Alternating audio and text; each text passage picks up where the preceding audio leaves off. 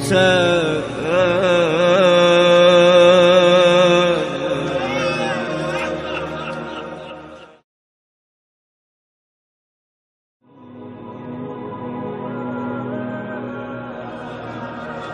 افطارها به کام من زهر می شود.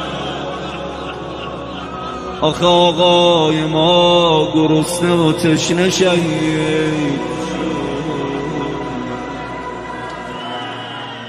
سیدنا العطشان